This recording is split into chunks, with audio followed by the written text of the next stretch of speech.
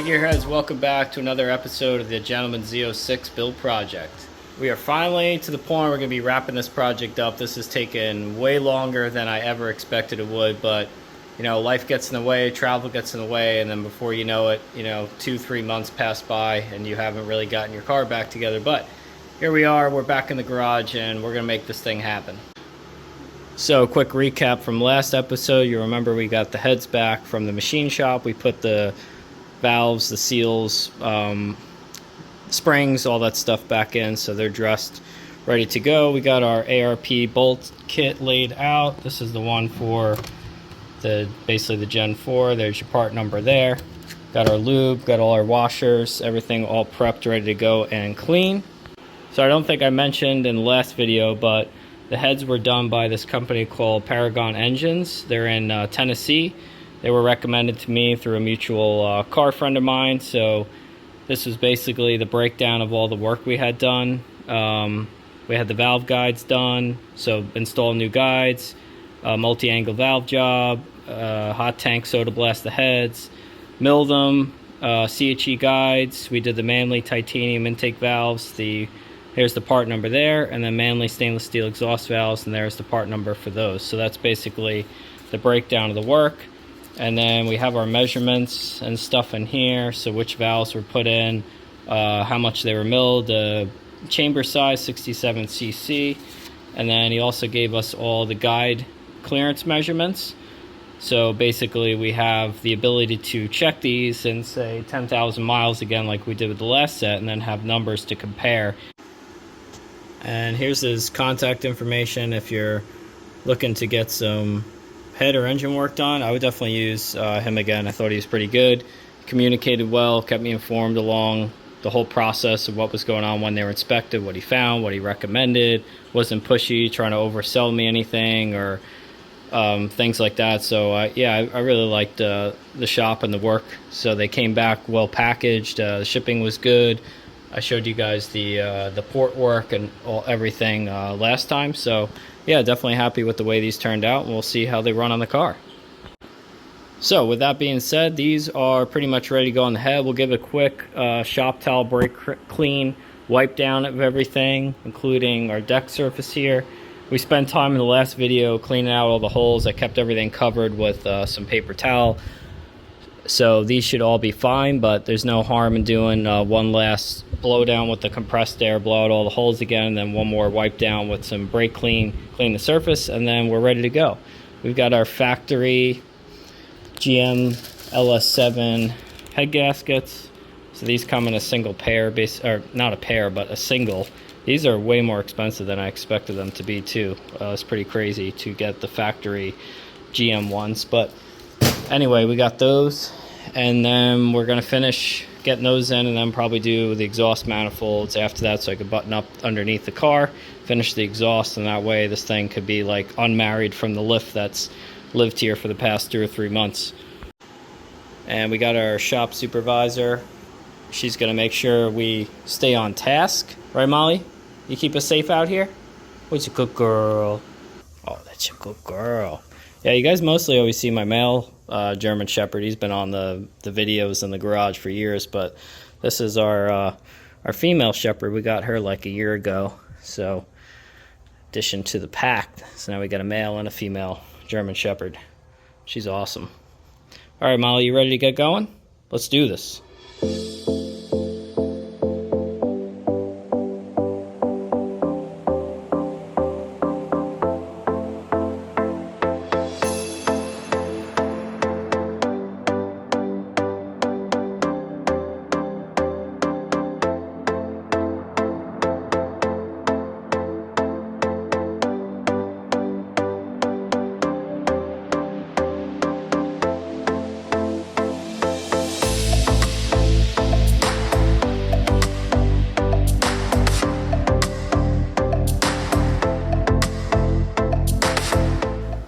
So allow me to nerd out for 1 second with you guys. Hope you don't mind. Knurled side, so down onto the cylinder head, there's also a little bevel there, and then the bolt goes in. And basically what's happening there is you're trying to prevent the washer from turning, so when you go to torque, the head's turning against the washer, not the washer gouging into the aluminum cylinder head.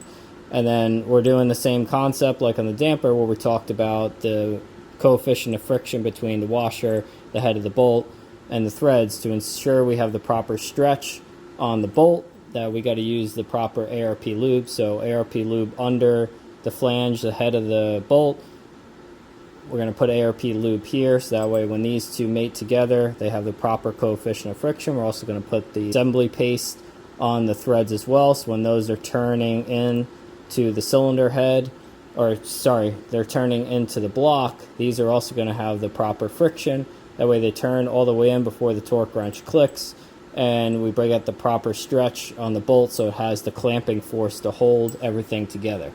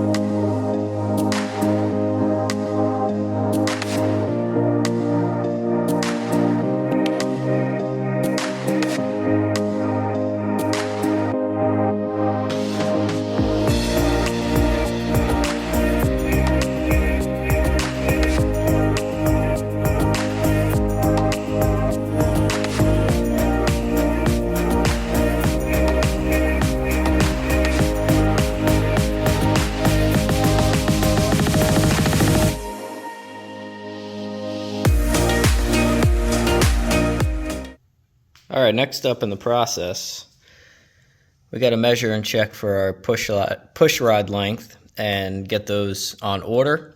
So I'm going to show you guys a quick and easy way to do that. I actually learned from a friend of mine in the Watch Me Wrench channel. So this is a pretty sweet method, and I think it's probably one of the most accurate ones I've seen. And going through different procedures and YouTube videos, I really like the way he came up with doing this. So I'm going to walk you through that process right now. So the first thing you're going to want to do is take your old set of push rods or whatever you got, put those in, drop those in on the lifters, and then what I like to do is basically just take my fingers, I'll put them on the push rods, and then I take my bar, turn the crank. If I don't feel these moving while the crank is moving, you pretty much know that your cam is on base circle, and both lifters are on the base circle, so therefore your valves are going to be closed and the rocker is going to be in that base position. So that's where you want to get your starting point. And as long as that crank is moving, these aren't moving, you don't have to worry about crank position or where you are, how many turns, and all that stuff. The pistons at TDC or BDC could be coming up on compression, going down on the firing stroke. So that's just the way I like to do it. It makes it simple. All right, on our setup, we are still using the lash caps, so that's got to go on your intake valve. If you have different valves or non-OEM or whatever, maybe you're not using those, but talk to your head builder about those depending on your valve setup. And then the next thing we're going to want to do is basically put a paint mark right on the end of the flange lined up with one of the flats of the bolt there, and that's going to be kind of a reference point. And go ahead and pull your push rods out. And then basically what we're going to do is put our socket on here with a little extension or 8 mil, and then we could see that line there, and we're going to get this rocker seated on the pedestal. and count the holes. So 1, 2, 3, 4, 5, 6, 7, 8, 9, 10, 11, 12, and a half. And you can see the rocker is nicely seated on the pedestal. There's no side-to-side movement. Obviously, it's going to rock because there's no push rod there, but it's tight on the pedestal. So basically that number there, the turns on the bolt's important because we want to make sure when we're setting that 0 lash that the rocker is seated in the pedestal. So the reason we want to do that, what could throw you off is if you had, let's say, a push rod checker in there, it's set too long, and you go ahead and run this down. This, for example, I know the push rod's too long, so watch this. 1, 2, 3, 4, 5, 6, 7, 8, 9, 10, 11.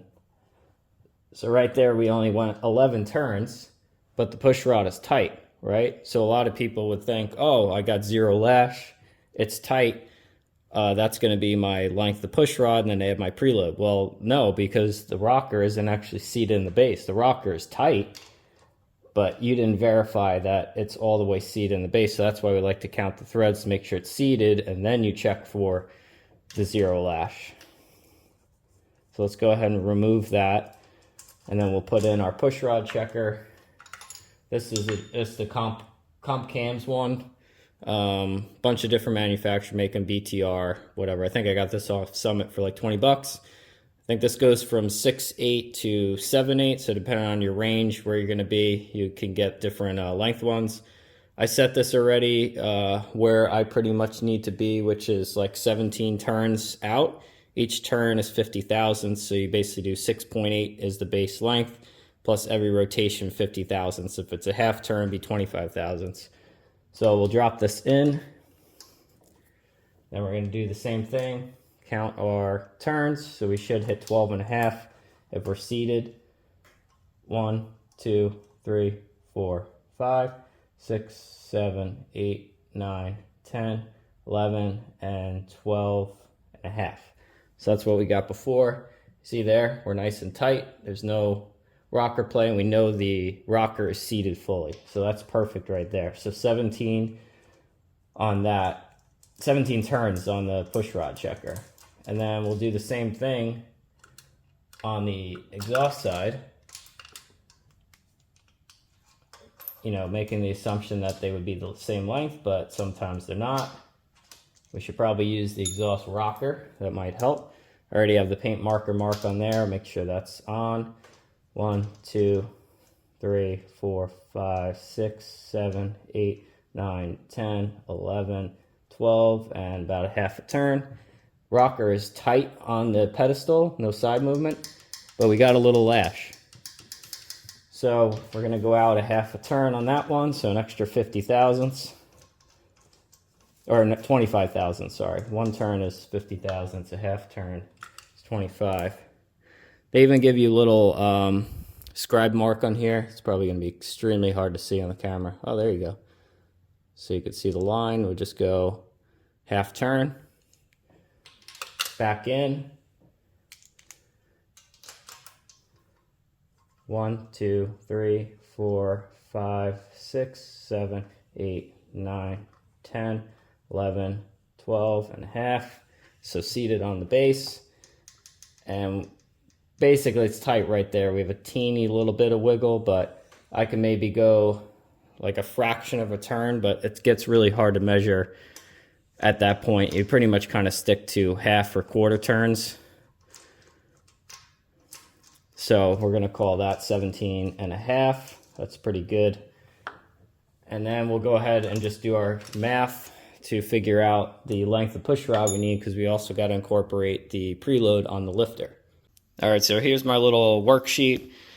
Had some mistakes on here and had to work through this a little bit to get our final number. And this was kind of going off the BTR website and what available ranges they had for push rods. You could obviously order, I mean, I think complete custom ones from like Manton, but you know, if you're 5 thousandths difference, this isn't like a race motor or nothing. It's probably not going to affect it all that much. Like one might be a little tighter, one might be a little looser. As long as you're within the preload window, it's going to be fine.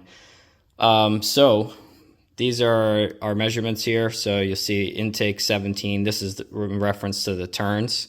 So this is the comp cams tool number 7702. It's a 6/8 to 7/8 length checker, 50 thousandths per turn.